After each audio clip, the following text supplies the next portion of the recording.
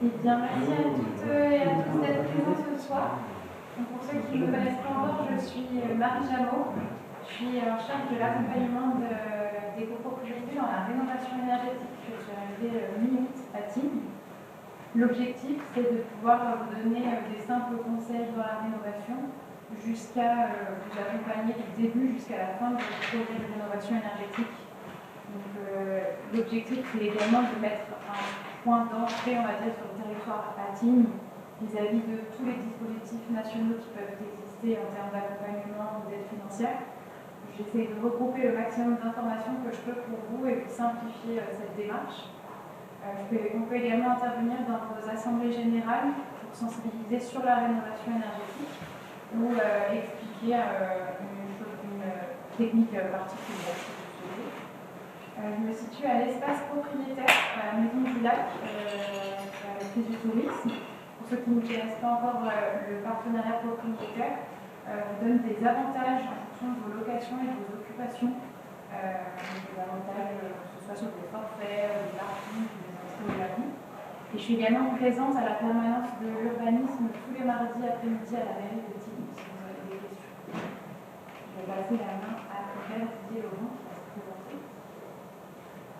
Bonsoir tout le monde. on est venu en force, j'espère que vous avez demandé. Alors la conférence est enregistrée, on pourra la diffuser après la séance.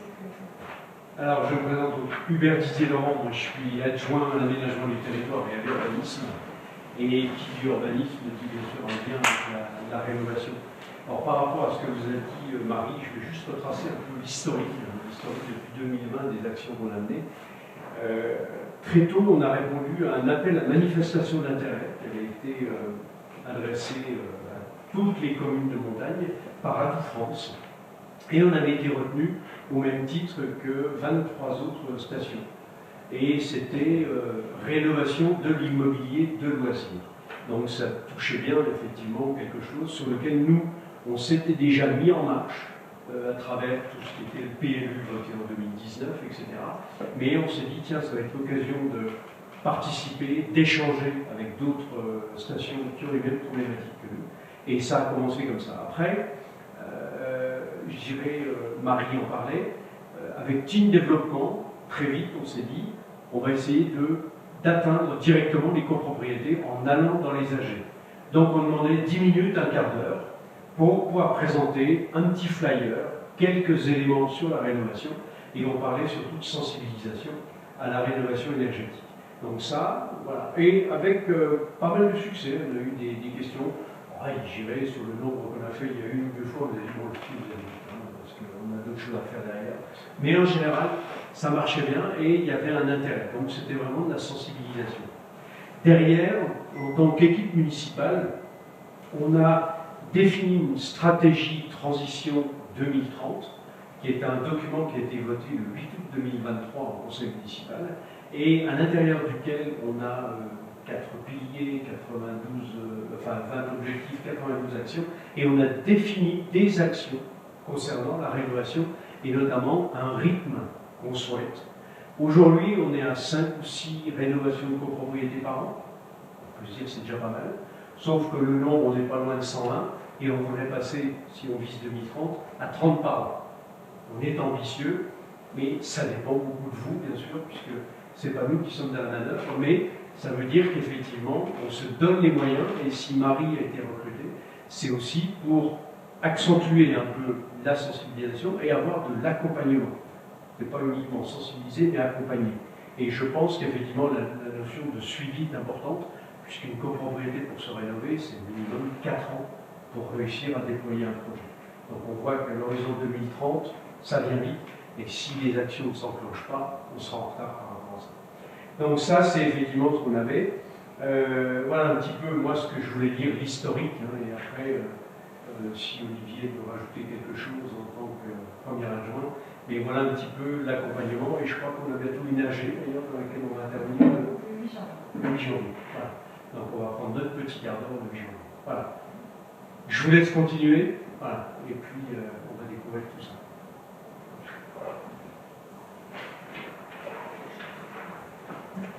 Je me présente, hein, Didier Chaumaz. Je suis ingénieur thermicien, indépendant en tant qu'auto-entrepreneur. Et donc moi, je travaille en fait, hein, dans les économies d'énergie dans l'habitat depuis 30 ans. J'ai été longtemps salarié de l'ASDER, l'Association savoyarde pour le développement des énergies renouvelables.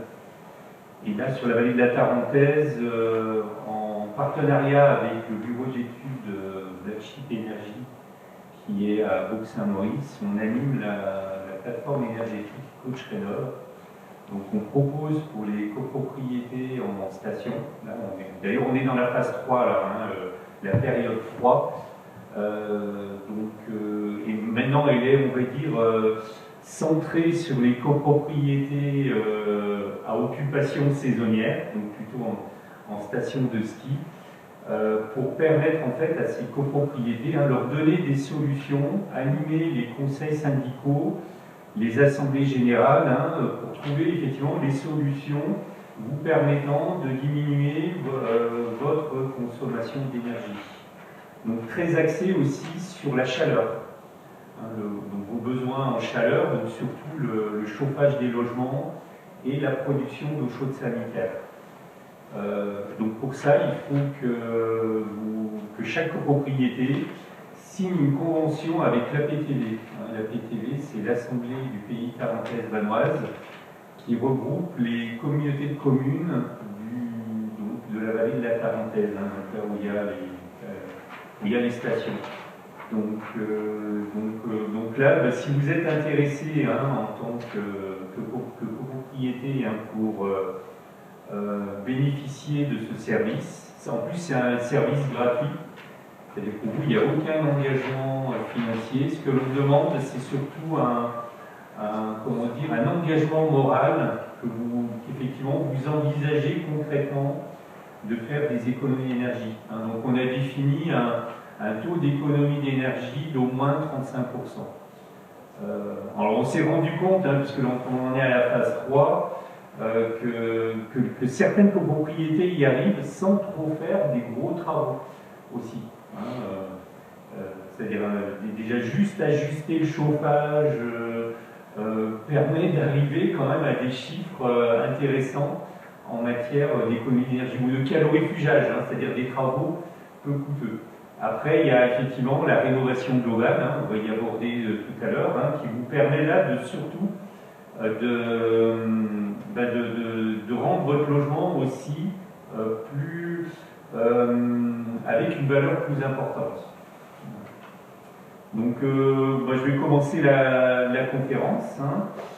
Donc, un petit peu ce dont on va discuter. Hein, pourquoi rénover, hein, aussi bien les contraintes liées au réchauffement climatique, hein, l'environnement. On va parler donc de la rénovation énergétique globale. Hein, pourquoi envisager en fait une rénovation énergétique globale? On va faire un focus aussi sur le solaire thermique, parce que c'est une solution qui peut être bien appropriée à vos bâtiments, parce qu'elle consomme aussi de l'énergie toute l'année. On verra par exemple les bouclages d'eau chaude sanitaire, le maintien en température de l'eau chaude sanitaire, c'est toute l'année, et même quand il est peu occupé, ça fait quand même une consommation d'énergie importante. Et aussi parce le solaire thermique peut bénéficier d'aide, même pour des copropriétés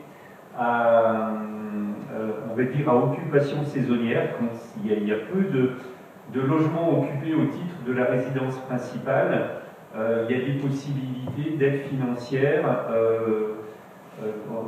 dans le cadre du fonds chaleur quand il s'agit de mettre en place de solutions qui permettent des économies d'énergie, de fuel, hein, de gaz, voire d'électricité à des fins de chaleur, comme le solaire thermique, la géothermie et le bois énergie.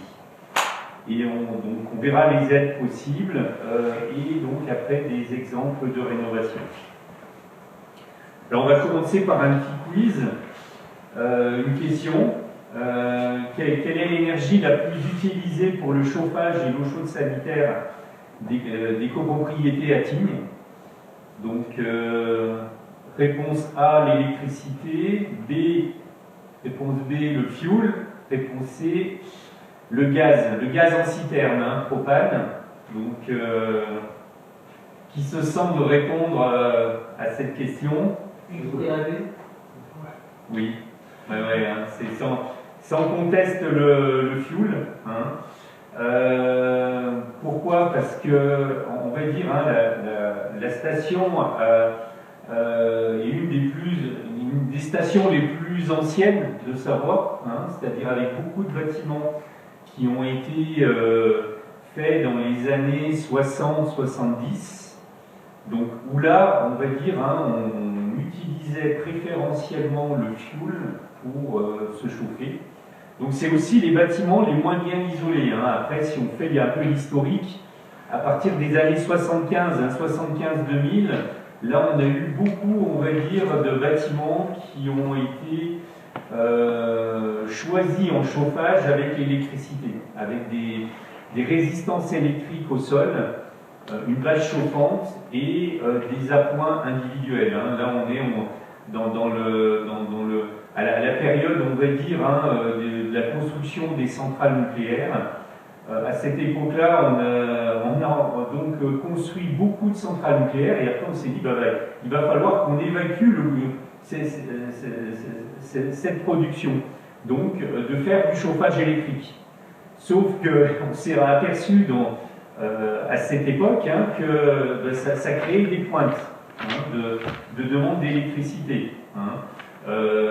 On le verra tout à l'heure, hein, c'est-à-dire que le contenu en carbone du chauffage électrique est plus important que les autres usages. Alors on va là quand même parler, hein, du prix de l'énergie.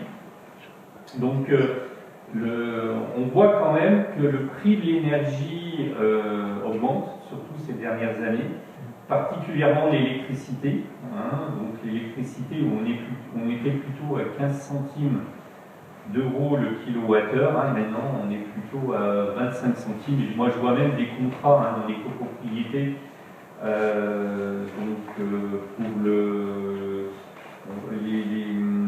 on va dire les communs, hein, qui dépassent les 30 centimes d'euros le kilowattheure. Donc c'est l'énergie la plus chère. Hein. Après le gaz en citerne, hein, on est plutôt entre 15 à 20 centimes. Je dirais qu'il y a moyen d'avoir des contrats moins chers quand même, entre 15 et 20 centimes. Moi j'en vois des fois à 10 centimes d'euros le kilowattheure. Donc après, voilà, suivant la concurrence entre les propaniers. Le fuel a augmenté fortement au cours de l'année 2022.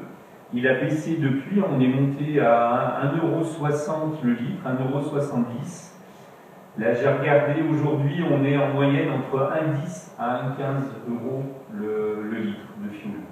Donc, ça fait du 10 centimes, 11 centimes d'euros le kilowattheure. Hein, il y a un rapport 10. Après, on a le bois énergie, hein, donc suivant les différents types de combustible bois, le granulé. Donc le granulé avait flambé aussi, hein, en 2022. Là, il est redescendu, il a suivi un petit peu la même courbe que le fuel. Le bois bûche, le bois bûche on l'utilise plutôt en habitat individuel, donc on ne va pas trop en parler ici. Hein. Et puis le solaire, hein, ce qui coûte dans le solaire c'est l'investissement, mais après ça vous fournit une énergie gratuite. Alors, donc, pour parler environnement, donc on définit un contenu en CO2, hein, du combustible, c'est-à-dire qu'il y a les combustibles qui vont être brûlés, hein, comme le charbon, le fioul, l'essence, hein, pour les véhicules, le gaz. Donc chaque combustible a son contenu en carbone, hein, le plus élevé c'est le charbon, et le gaz un peu moins élevé. Hein, on varie, on va dire entre 200 à à presque 400 grammes de CO2 par kilowattheure consommé. Et puis pour l'électricité, on définit en fait le contenu en CO2 par type d'usage. Alors le chauffage est plus élevé. Alors là, c'est la méthode ADEME qui, du fait que le chauffage est saisonnier. Le chauffage, vous l'utilisez du mois d'octobre-novembre jusqu'au mois de mars. Et pendant ces périodes, au niveau national, on est obligé de mettre en service des centrales plus fortement contributrices en émissions de CO2, comme le gaz, comme le charbon. Donc le chauffage le chauffage électrique a un contenu en carbone plus élevé.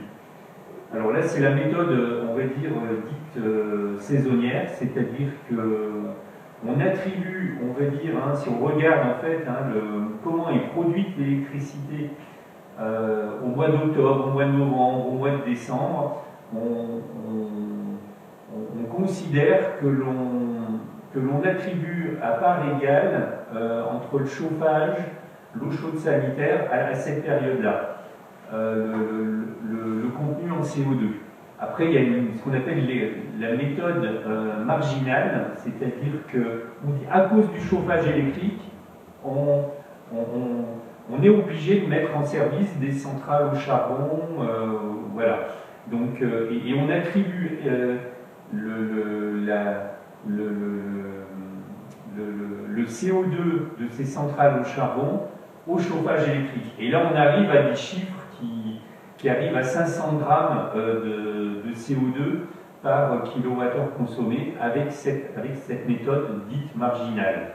Alors, voilà, ça fait un peu une bataille d'experts pour savoir quelle méthode attribuer et quel contenu en CO2 attribuer au chauffage électrique. Donc, à 150 grammes de CO2 par kilowattheure, c'est la méthode la plus favorable pour le chauffage électrique, la méthode dite.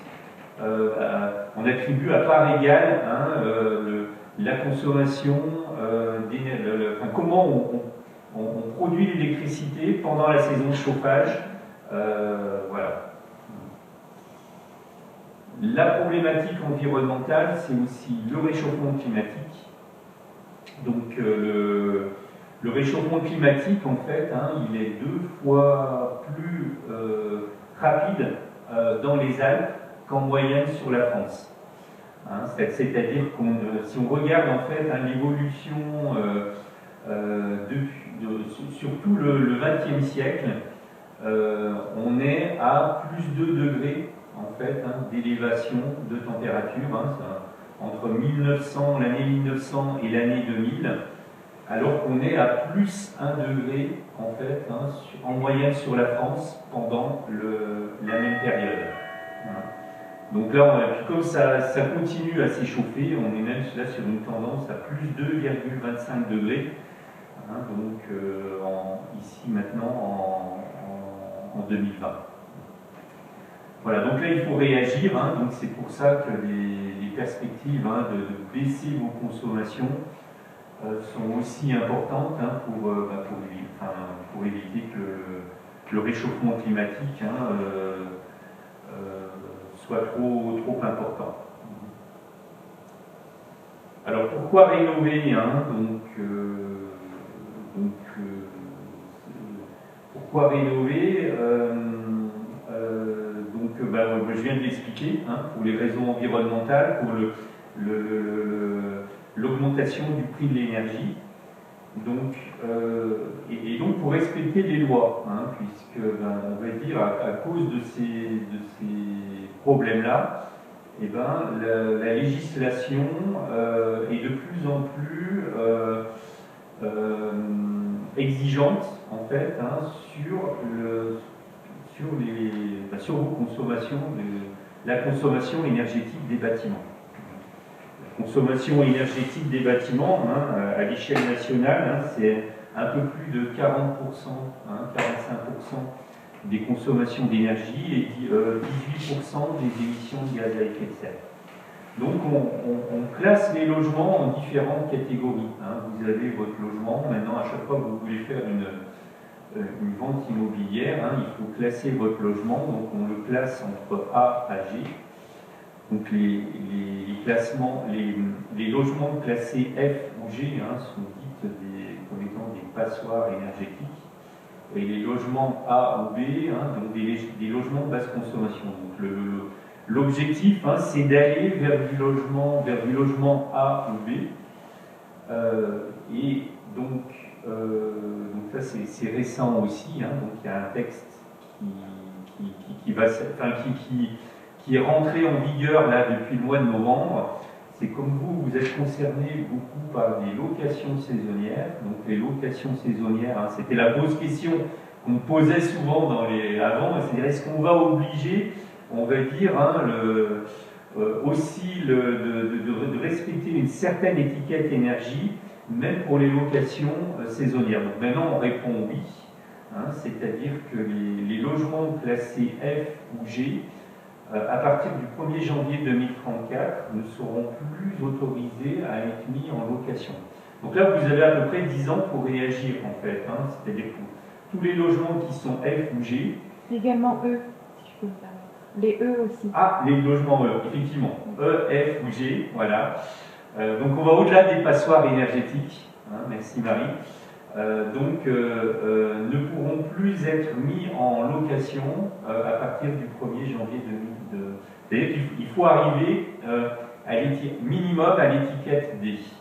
Alors ce qu'il faut savoir, hein, c'est que les logements E, F ou G actuellement, c'est beaucoup alors certes, les logements qui ne sont pas du tout isolés, mais aussi les logements qui sont en chauffage électrique. Hein, les logements qui sont en chauffage électrique, hein, il y a un coefficient qui permet de se ramener de l'énergie finale à l'énergie primaire. Ce que l'on mesure en consommation chez vous, c'est l'énergie finale. Mais l'énergie primaire, hein, c'est-à-dire qui prend en compte le rendement pour fabriquer de l'électricité. Et avec de la combustion des centrales nucléaires, hein, on est dans des rendements, les centrales nucléaires, c'est du rendement de 33%, 36% pour le nouvel EPR. Hein. Quand c'est avec des combustions, c'est aux environs des 35-40%.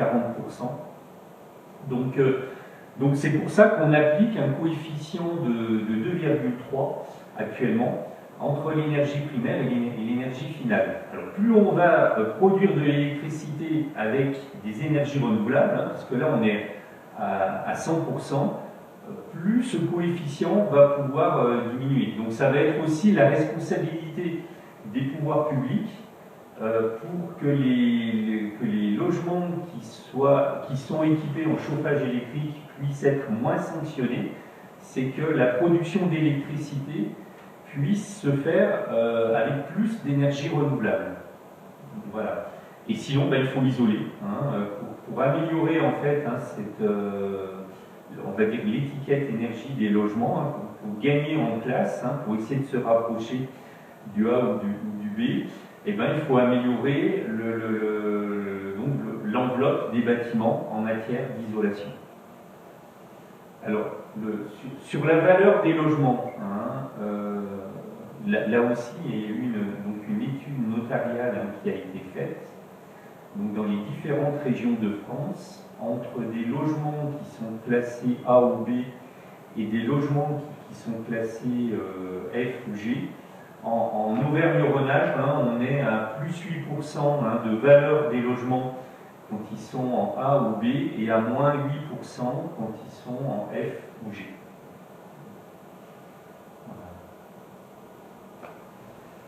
Alors, l'amélioration du confort. Hein, donc là, effectivement, hein, quand effectivement les logements n'ont pas d'isolation thermique, que ce soit en toiture et particulièrement dans les murs, on a un effet paroi froide. Hein, c'est-à-dire qu'on va, si on mesure la température hein, des murs vers l'extérieur, et ben, ça va être en fait, ça va être des murs froids. Et les murs froids, pour avoir, on va dire, un confort acceptable, et ben, il faut élever la température de l'air des logements, donc c'est-à-dire plus chauffer. C'est-à-dire qu'il faut presque de l'air à 24 degrés pour avoir un bon niveau de confort. Sinon, avec de l'air à 19, eh ben, on n'a pas une bonne sensation de chaleur. Hein. Il y a un effet rayonnement, en fait, hein, qui joue. Et donc, en isolant donc les murs, essentiellement, eh ben, au lieu d'avoir une température de paroi à 12 degrés, on va plutôt être à une température de paroi à 18. Et là, avec un air intérieur à 19, on va avoir un confort acceptable. Donc voilà tous les enjeux en termes d'économie d'énergie. Donc c'est ce qui est appelé en fait la démarche négawatt, le scénario négawatt. C'est-à-dire de jouer en fait sur 3 facteurs, ce que l'on appelle la sobriété énergétique. Alors la sobriété, c'est pas trop chauffer déjà, chauffer à des températures moins élevées. C'est programmer son chauffage aussi avec le maximum d'efficacité pour on va dire les bâtiments qui ont par exemple des bases chauffantes électriques. C'est que les bases chauffantes électriques ne soient pas programmées trop haut. On a beaucoup de retours, moi j'avais eu beaucoup de retours de copropriétaires qui disaient mais déjà juste avec la base chauffante, moi j'ai déjà du 22-23 degrés, donc ça veut dire qu'il faut programmer la base à un niveau plus bas. Hein. Là aussi, réglementairement, quand un propriétaire constate qu'il a plus de 19 degrés dans son logement et qu'il ne peut rien faire que ouvrir ses fenêtres pour avoir pas surchauffé, et ben c'est illégal, c'est-à-dire qu'il peut revendiquer en fait à la copropriété de baisser, on va dire, les programmations de chauffage, que ce soit du chauffage hydraulique en température d'eau dans les radiateurs, ou mettre des robinets thermostatiques, et pour les bases chauffantes électriques, et ben, les mettre plus basses. Voilà. Donc ça c'est la sobriété. L'efficacité, c'est les améliorations, on va dire, de l'isolation. Donc aussi bien le calorifugage des tuyaux, donc ça c'est important, on s'aperçoit qu'on peut là faire pas mal d'économies d'énergie en améliorant la performance énergétique du circuit de distribution. Et donc l'isolation thermique des parois, toiture, vitrage, plancher bas, mur, là c'est gagné en efficacité énergétique. Et après, donc, sur ce qui reste, on va dire, à fournir en chaleur, donc c'est utiliser les énergies renouvelables, avec une bonne complémentarité solaire et bois, par exemple. C'est-à-dire le solaire, en fait, ferait la grosse majorité des besoins de chaleur du 15 mars au 1er novembre, et le bois énergie, parce que là, on va en discuter aussi, c'est-à-dire que les collectivités locales envisagent de plus en plus des réseaux de chaleur, et un réseau de chaleur, là, la solution de base pour chauffer le réseau de chaleur, c'est avec le bois énergie. Mais comme le bois énergie a aussi ses contraintes, le bois énergie, nos forêts, elles ne sont pas extensibles non plus. Il y a aussi un peu de pollution quand même on va dire dans la combustion du bois. Donc il faut essayer de minimiser et d'avoir une complémentarité, et la complémentarité bois solaire, parce qu'un effort, on va dire sur la saison de plein hiver, et l'autre effort, on va dire sur les 8 mois sur 12, où il n'y a pas, on va dire, un gros besoin de chauffage, en fait.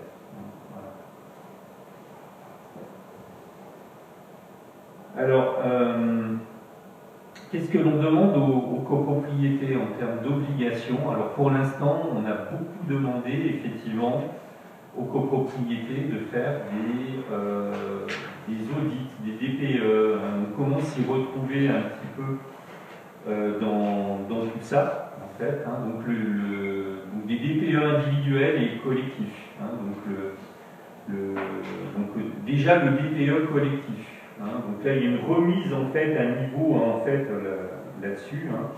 C'est la loi climat et résilience de 2021 hein, qui impose un nouveau DPE collectif hein, pour les copropriétés dont le permis de construire a été déposé avant le 1er janvier 2013. Hein, donc là maintenant, il faut reclasser en fait hein, les bâtiments avec un calendrier d'obligation entre 2024 à 2026, hein, suivant la taille de la résidence. Et puis après, donc, un DPE individuel, donc le diagnostiqueur qui fait le DPE individuel, il faut qu'il se serve du DPE collectif, surtout si c'est un chauffage collectif, hein, puisque quand il est sollicité par un propriétaire lambda, il va dans son logement, il regarde effectivement ce qui se passe dans le logement en termes d'isolation, il n'a pas forcément le diagnostic à l'échelle des communs de la copropriété. Donc il faut les deux en fait hein, pour avoir un bon niveau d'information et pour bien classer, on va dire, le logement au niveau individuel. Il faut le DPE collectif et après on adapte, hein, parce qu'on va dire un propriétaire lambda peut aussi améliorer d'une façon individuelle l'isolation de son logement. Hein. Donc à ce moment-là, il aura, on va dire, un meilleur classement que la moyenne des logements de la copropriété.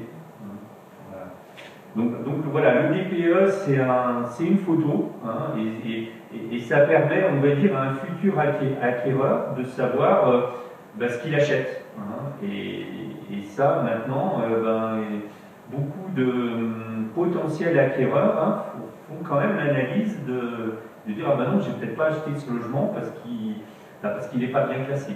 Hein, et particulièrement maintenant avec les obligations locatives auxquelles les propriétaires vont être soumis. Alors l'audit énergétique, hein, c'est un travail plus conséquent. Donc là, c'est où on fait des simulations avec des scénarios pour dire, voilà, si la copropriété veut améliorer et diminuer sa consommation, et donc on va lui proposer en fait 3 scénarios. Un scénario plus léger, un scénario moyen et un scénario, on va dire, performant. Donc ces audits énergétiques ont été obligatoires hein, pour les copropriétés de plus de 50 lots en chauffage collectif. Donc normalement elles ont dû le faire hein, et la suite logique en fait, hein, c'est donc le plan pluriannuel de travaux. Alors entre les deux, hein, il y a ce qu'on appelle les audits globaux qui permettent là d'avoir une vision plus globale sur la copropriété, c'est-à-dire aller au-delà en quelque sorte hein, que des questions d'énergie, mais là où on parle de la valeur des logements, où on parle, on va dire, hein, des abords des logements, des parkings, on va dire des choses, voilà. Hein, donc plus de choses en fait hein, qui définissent en quelque sorte hein, on va dire la valeur du logement. Et après maintenant on est dans des obligations de plan pluriannuel de travaux. Donc là, c'est vraiment inciter les copropriétés, surtout quand elles ne se sont pas éveillées à envisager des travaux, à le faire. Hein. On est vraiment là dans l'incitation à améliorer la performance énergétique des logements et à entretenir, on va dire plus globalement, hein, on va dire le bien immobilier, en quelque sorte. qu'est-ce que l'on fait, nous, en tant que, on va dire, conseiller énergie, hein, souvent, pour savoir, en fait, hein, que un peu le niveau d'isolation, hein, du bâtiment, on intervient, en fait, avec une caméra thermique. Hein. Donc, une caméra thermique, c'est un appareil qui détermine, en fait, la température des parois. On mesure, on va dire, donc là on a des photos, on va dire, de l'extérieur, et avec la caméra thermique, hein, on va dire, comment dire, on montre les parois d'une certaine couleur.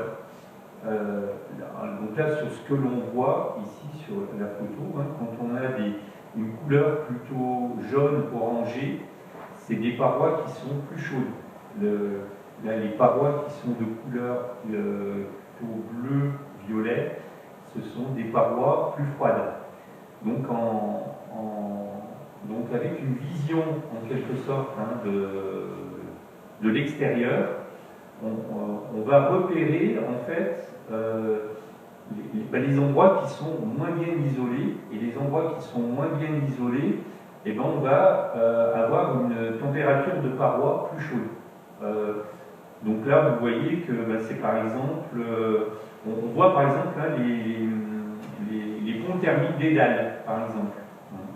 On voit qu'à certains endroits, il peut y avoir, on va dire, des propriétaires qui ont isolé par l'intérieur, et qui fait que la paroi, la mesure de la température, hein, à des endroits où c'est isolé par l'intérieur, on verra une paroi plus froide. On verra aussi, donc, on voit tous les ponts thermiques, on peut voir la différence aussi avec les fenêtres, par exemple.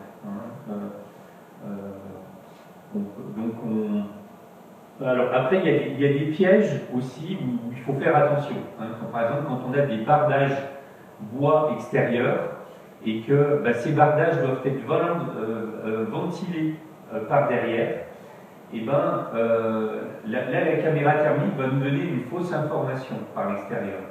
Puisque comme c'est ventilé par derrière, on verra une paroi froide. Mais ça ne voudra pas dire que c'est bien isolé. Donc là, c'est là où il y a eu pas mal de bâtiments qui ont été construits avec de la laine de verre et un bardage bois, hein, avec de la laine de verre par l'extérieur et un bardage bois. Et cette laine de verre, elle peut avoir vieilli, et ça on ne le verra pas en quelque sorte en prenant une vue avec la caméra thermique de l'extérieur. Et là, ça sera plus facile et ça sera plus précis de le voir en fait de l'intérieur. De l'intérieur, ça va nous donner des mesures plus précises et de repérer, on va dire, plus finement par exemple, hein, les manques d'étanchéité des portes-fenêtres, des fenêtres ou des portes-fenêtres. Hein. Donc là, c'est ce qu'on voit sur la première photo, la photo de gauche.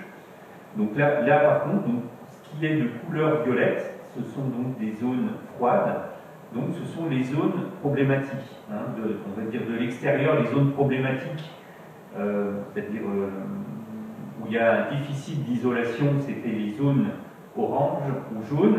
Là, de l'intérieur, les zones problématiques, ce sont les zones de couleur bleue ou violette. On le voit aussi, par exemple, là c'est une jonction, hein, de mur-plafond où il se développe en fait des moisissures. Et pourquoi il se développe des moisissures à cet endroit-là? Et on le voit avec la caméra thermique parce que c'est un endroit où la jonction isolante n'est pas parfaite et où ça fait un pont thermique. Et en plus, comme c'est des parois très étanches à la migration de la vapeur d'eau, la vapeur d'eau ne va pas migrer vers l'extérieur, hein, et donc elle va rester sur les cloisons. Et comme ce sont des cloisons froides, la vapeur d'eau va se condenser. Et c'est là où on va avoir une apparition en fait, hein, de moisissures. Et donc là, voilà, il faudrait refaire à cet endroit-là, hein, une meilleure jonction d'isolation pour que ne se développent pas en fait, hein, ces moisissures. La dernière photo, hein, c'est une photo de toiture, hein, donc avec un bardage bois intérieur, et on voit en fait le pont thermique des chevrons. C'est-à-dire que là, c'est de la laine de verre qui est posée entre chevrons, et on distingue bien qu'effectivement, hein, le bois a une moins bonne résistance à la chaleur que la laine de verre, et donc on distingue en fait, hein, les chevrons à travers la température de la paroi à cet endroit-là, hein, qui est plus froide. Alors, autre élément aussi, hein, à pointer, c'est l'émission de la chaleur. Hein, l'émission de la chaleur ici dans des radiateurs, donc là, une vieille copropriété, où les radiateurs sont complètement encastrés un peu dans des niches, hein, dans des, comment dire, à l'intérieur du mur, quoi, hein. Et alors là, on a une très mauvaise émission de la chaleur, c'est-à-dire que ça va très mal chauffer, on va dire, les logements. Et cette chaleur, donc, elle va rester beaucoup autour des radiateurs et elle va être perdue vers les... c'est-à-dire que là, si on regarde, on va dire, un rendement d'émission de la chaleur, on est très mauvais. Qui plus est, quand on y met encore un peu des caches, et donc voilà, comment on va dire très mal chauffer un logement. Et alors là on y perd beaucoup. Hein, et là, pour bien chauffer le logement, on est obligé de mettre des températures d'eau dans les radiateurs, d'entrée de l'eau dans les radiateurs qui sont extrêmement élevées. Et donc on est vraiment pas efficace. Hein. Donc là, quand on discutait tout à l'heure de la démarche mégawatt, là en termes d'efficacité, là il y a quand même sacrément à améliorer l'efficacité de la distribution et de l'émission de la chaleur. Voilà. Donc là un petit slide, hein, qui récapitule un peu donc ce qu'il faut faire en matière d'économie d'énergie. Hein, en termes d'efficacité, donc en termes d'isolation thermique, les planchers bas, donc la chaleur qui part vers le bas, vers les caves, hein, ou vers l'extérieur, hein, des fois quand il y a des passages, on va dire, hein, des fois il y a des bâtiments en fait, hein, où il y a un débord, on va dire, hein, du logement vers l'extérieur, et donc le plancher va vers la déperdition vers l'extérieur, ou plus classiquement vers les locaux non chauffés du bas, et essentiellement les caves. Donc la toiture, hein, la chaleur monte naturellement vers le haut, c'est là où on a le plus d'intérêt à bloquer la chaleur. Donc c'est pour ça que dans les demandes, hein, de résistance thermique à la chaleur, les toitures, on est plus exigeant, on va dire, en termes de résistance thermique,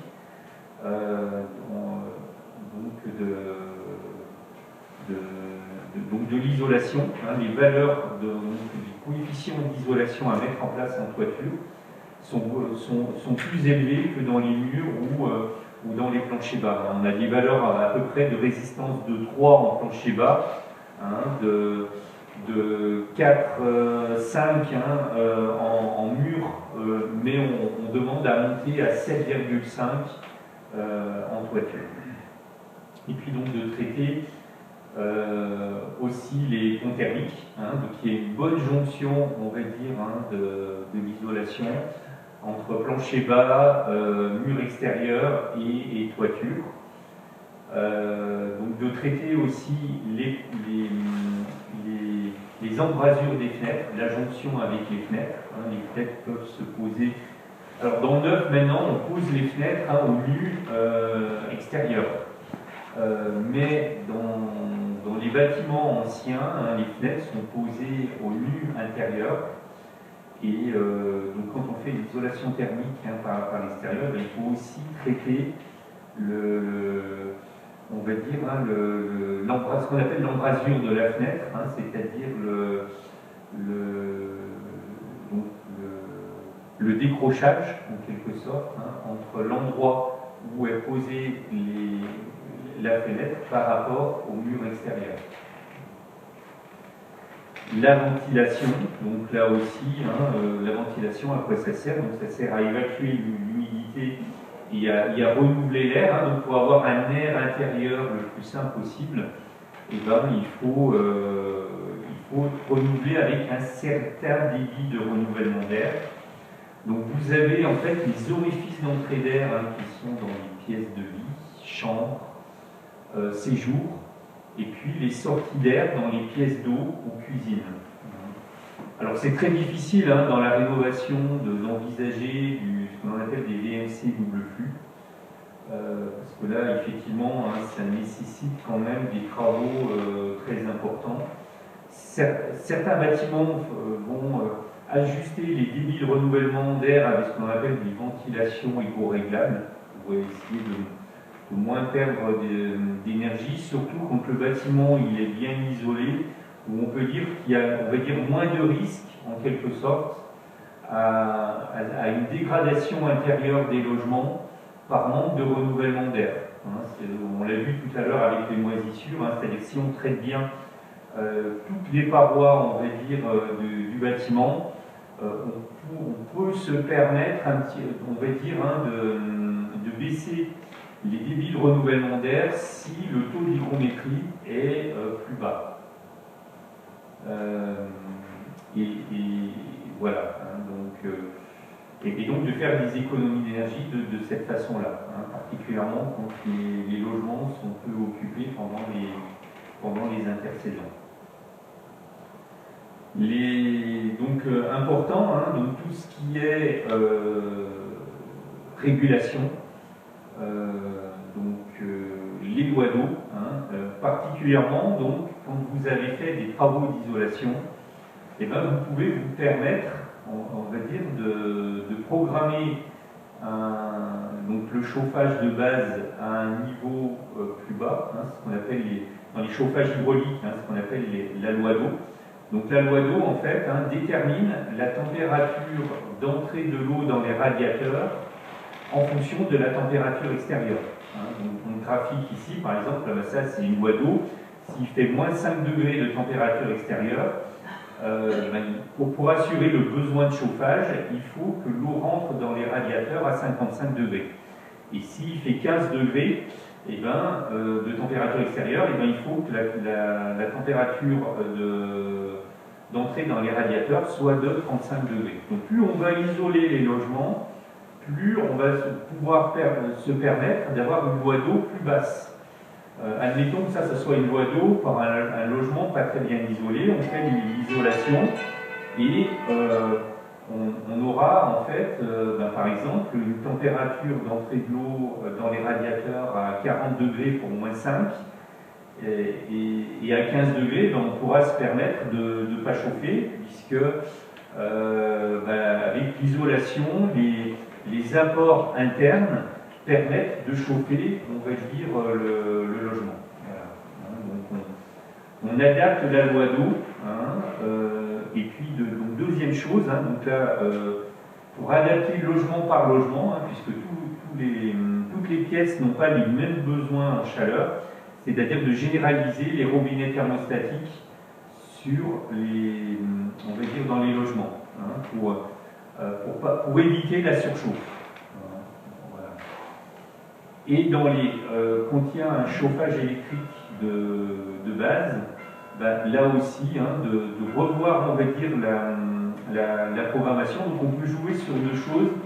la température de consigne donc demandée et ce que l'on appelle la valeur d'écart. La valeur d'écart, c'est grosso modo, ça détermine on va dire le besoin de chauffage du logement. On a des valeurs d'écart pour des chauffages électriques qui vont de 20 à 40, c'est-à-dire pour des logements qui ont besoin de plus d'énergie, qui sont moins bien isolés, on mettra plutôt des valeurs d'écart de 20. Mais maintenant, beaucoup de copropriétés qui ont un chauffage électrique de base, pour justement éviter les surchauffes, programment une valeur d'écart à 40, parce que cette valeur permet de déterminer le pourcentage de charge de la dalle chauffante. C'est-à-dire votre dalle chauffante, elle ne va pas fonctionner, alors elle fonctionne pendant les heures creuses. Allez, on va dire de minuit à alors c'est 8 heures, donc c'est plutôt de 11 heures à 6 heures du matin, 7 heures du matin, la nuit. Mais elle ne va pas fonctionner 100% pendant ces heures creuses. Donc le pourcentage de fonctionnement, on va dire, de la dalle va beaucoup dépendre donc de cette valeur d'écart. Et plus vous la programmez à une valeur élevée, moins vous allez fonctionner en pourcentage de charge. C'est-à-dire que vous allez descendre à 30-40% de chauffage de la dalle. Voilà. Donc on va passer maintenant au solaire thermique. Donc le solaire thermique, alors à ne pas confondre avec le solaire photovoltaïque. Le solaire photovoltaïque, c'est produire de l'électricité en direct. Avec des rendements maintenant, en panneaux photovoltaïques, on arrive à avoir des rendements de 20%. C'est-à-dire entre l'ensoleillement et ce que l'on produit en électricité, c'est 20%. Il y a 15 ans, on était à peine à un peu plus de 10%. Donc maintenant, on fait vraiment des capteurs photovoltaïques qui ont amélioré leur rendement.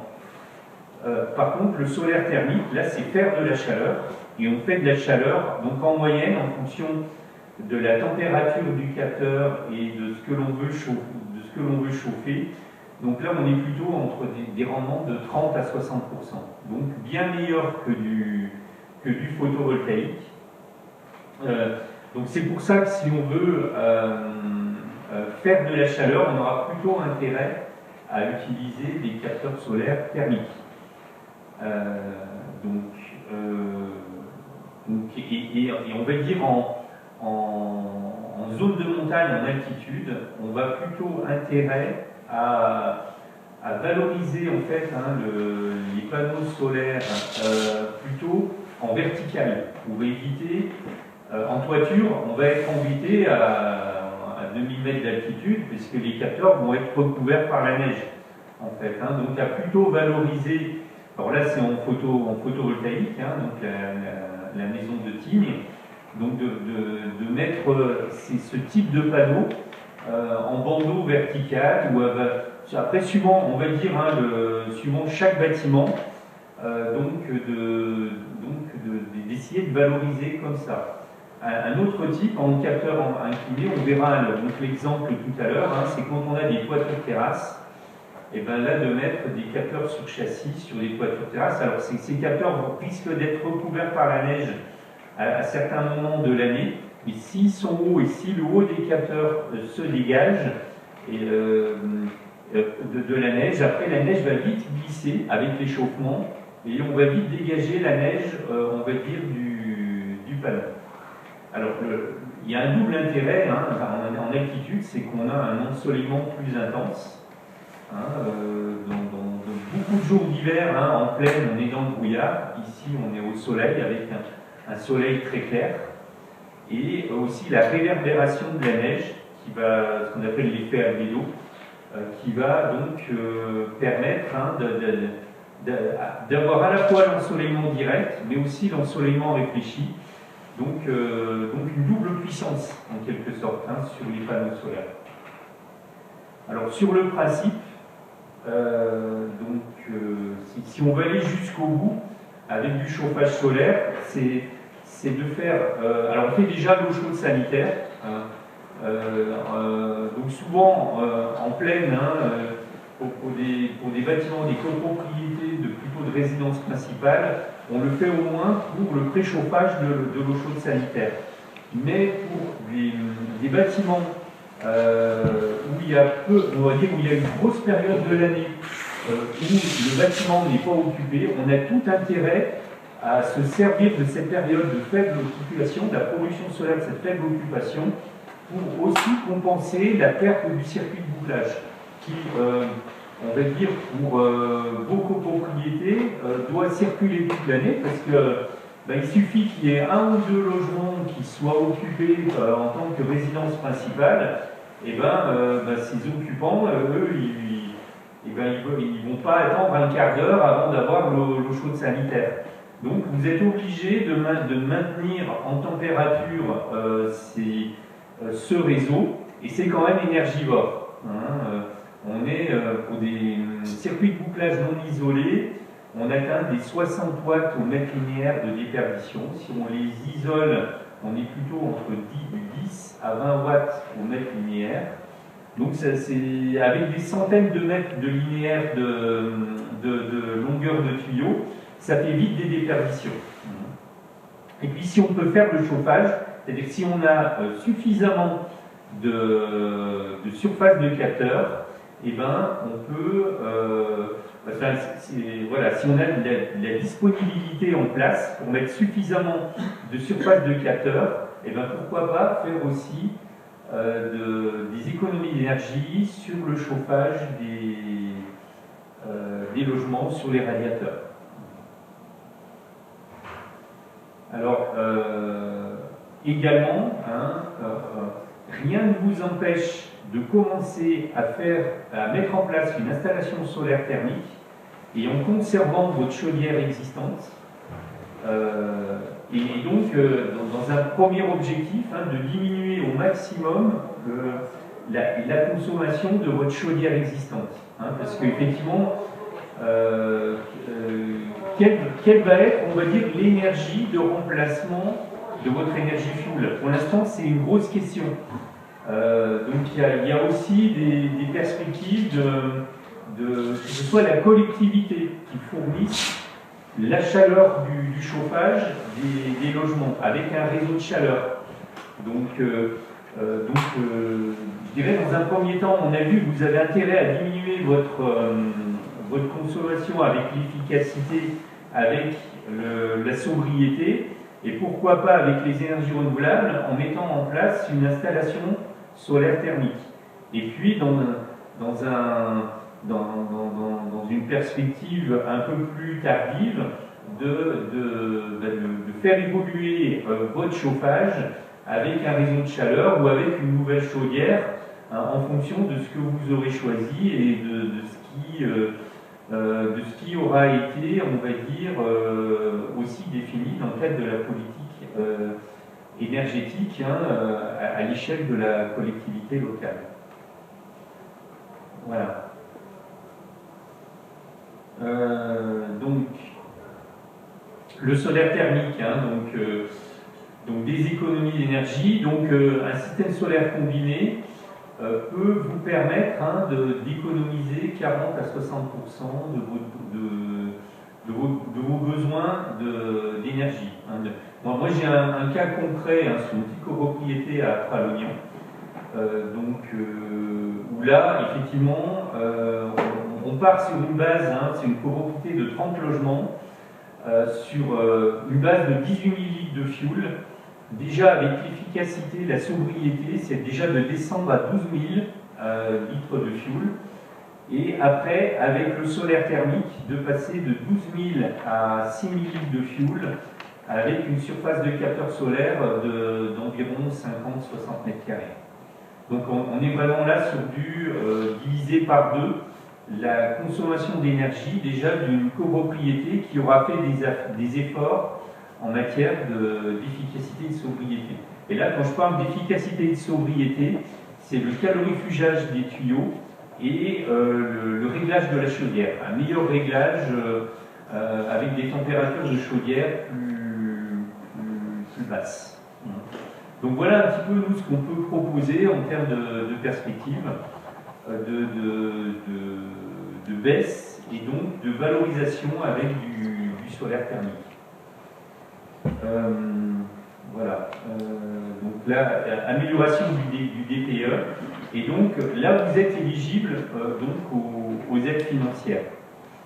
Donc un exemple hein, de réalisation qui s'est faite avec l'aide du Fonds Chaleur. C'est une grosse copropriété à la station de Super-Dévoluy dans les Hautes-Alpes. Construction, alors la construction ancienne, hein, entre 67 et 72, 1972, donc un bâtiment qui est quand même peu performant et qui est fortement énergivore aussi au niveau de son circuit de bouclage. Ils se sont rendus compte en fait hein, dans cette copropriété en mettant en place l'énergie solaire et en mettant, on va dire, des compteurs énergétiques, qu'en fait ils consommaient déjà plus pour l'eau chaude sanitaire que pour chauffer les logements. Et ils sont arrivés même à, donc avec le compteur hein, qui compte hein, l'énergie de la perte du circuit de bouclage à 98 kW de déperdition. Donc là, il faut isoler le circuit de bouclage. Hein. C'est ça que ça veut dire aussi quand on parle d'efficacité énergétique.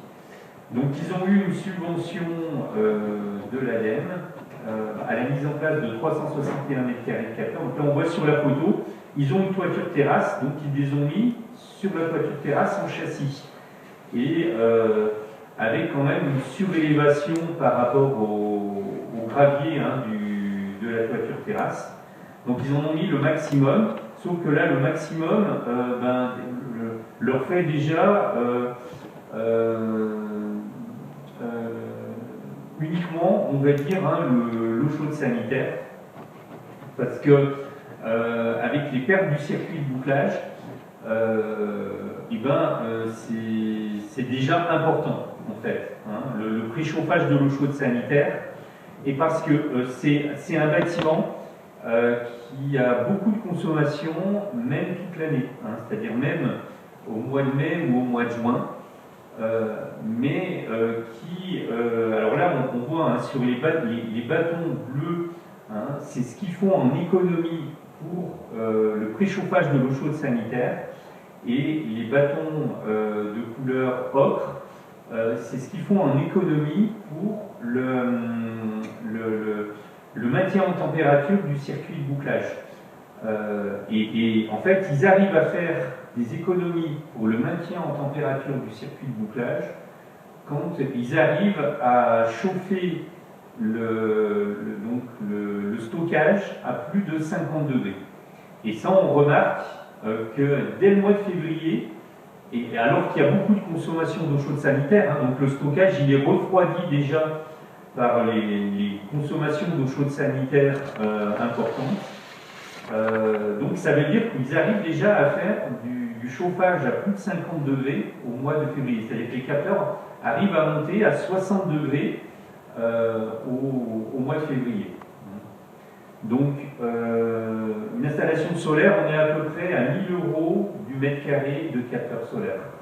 Et là, pour à peu près un surcoût solaire de 360 000 €, ça ils l'ont fait, on va dire, dans le cadre aussi de la rénovation de la toiture terrasse. Donc ça a été englobé dans un budget de 1 200 000 € de rénovation de la toiture terrasse, dont 360 000 € de coûts d'installation solaire. Et ils ont eu donc 247 000 € de subvention du Fonds Chaleur. Ce qui fait qu'ils arrivent à amortir, hein, j'ai calculé, ils arrivent à peu près à faire 20 000 € d'économie de fuel, quand le fuel est pas cher, donc il est plutôt à 70 centimes d'euros. Mais ils sont à plus de 30 000 €, voire 40 000 € d'économie financière quand le fuel arrive à 1,70 €. Donc en termes de temps de retour sur l'investissement, si on considère qu'il n'y a pas d'aide financière, on est plutôt entre 10 à 15 ans, mais avec l'aide du Fonds Chaleur, on est entre 3 à 6 ans, hein, en fonction du prix du fuel. Donc extrêmement rapide en matière de retour sur investissement. Donc les aides en copropriété, hein, donc c'est ce qu'on appelle le contrat chaleur renouvelable. Donc c'est un contrat de 4 ans qui est passé entre l'ADEME et un acteur territorial. Donc l'acteur territorial pour vous c'est l'APTV, donc qui a embauché une personne pour animer ces aides financières, pour recenser en fait les projets et pour dire comment, on va dire, obtenir cette aide financière. Donc c'est à l'APTV. Voilà. Et donc vous, en tant que copropriété, et même donc si votre bâtiment a des logements qui sont très saisonniers au niveau de l'occupation, vous avez le droit en fait à cette aide financière. Donc il faut au moins faire une étude de faisabilité, passer par un bureau d'études qui a l'agrément pour c'est l'OPQIBI, c'est OPQIBI. Donc ça c'est les bureaux d'études qui sont reconnus, c'est la 20.10 ou la 20.14 en solaire thermique, et qui permet d'avoir une subvention à l'étude. Donc là les études, ça va de 4 000 à 8 000 euros le coût d'étude, une étude de faisabilité solaire thermique, grosso modo. Donc là il faut demander une subvention pour l'étude déjà, et après ça va permettre en fait aux copropriétés de décider des travaux, et les travaux peuvent être financés jusqu'à 65%. Donc là il y a un plafond, il y a un plafond légal, c'est-à-dire qu'une copropriété ne peut pas avoir une subvention qui dépasse 65% du coût des études et travaux.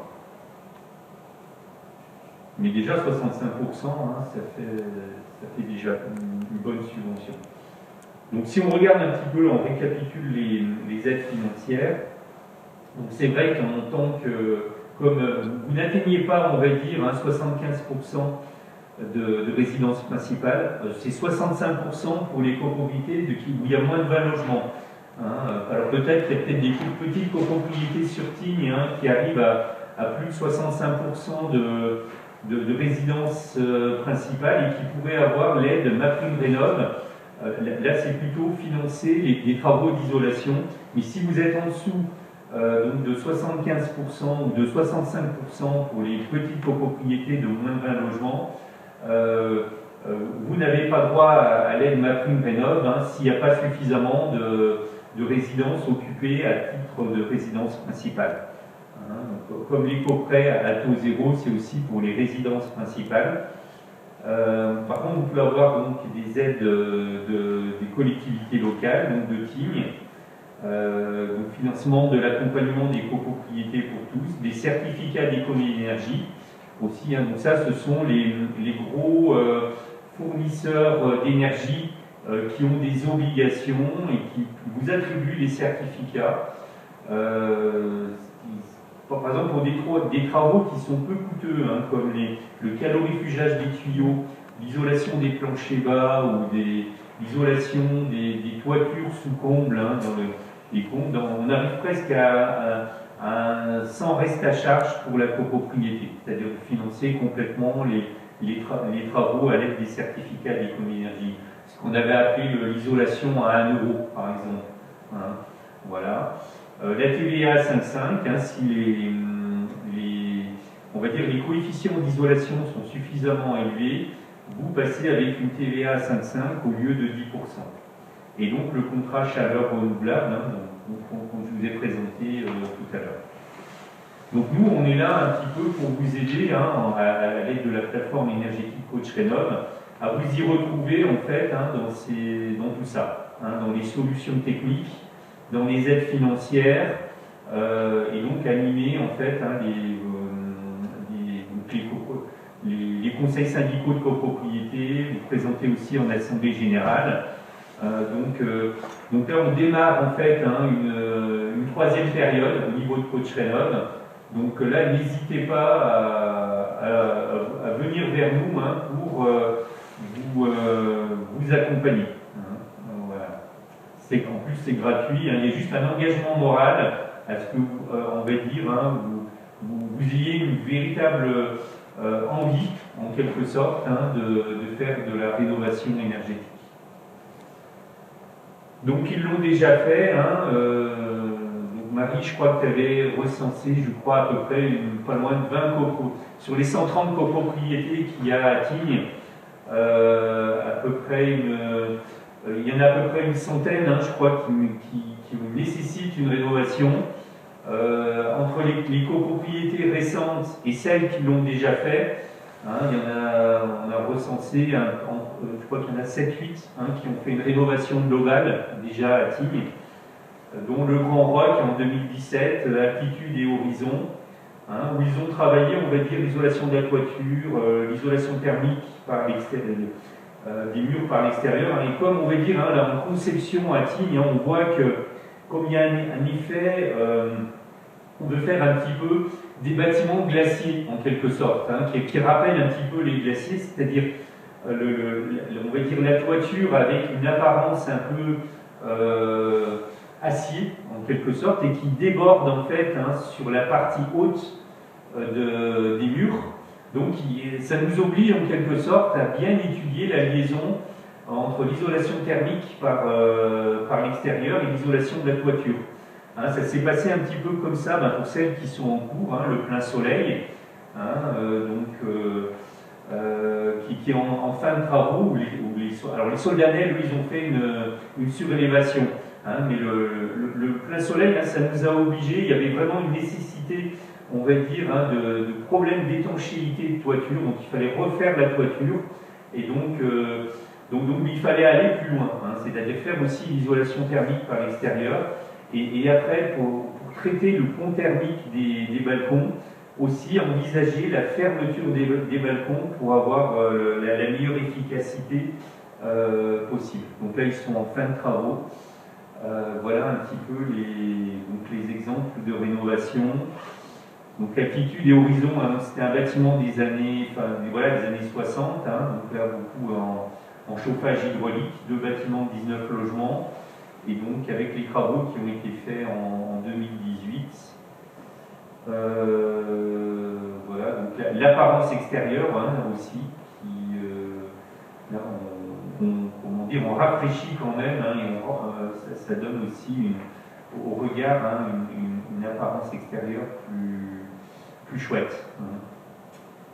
Voilà, donc les différents contacts. Hein, donc nous en tant que coach Rénov, hein, donc moi et Noémie Tesser hein, qui accompagnons coach Rénov à la plateforme, Amandine Kohler hein, qui est elle en charge donc, des aides financières dans le cadre du Fonds Chaleur à la PTV, et Marie correspondante locale à Team Développement.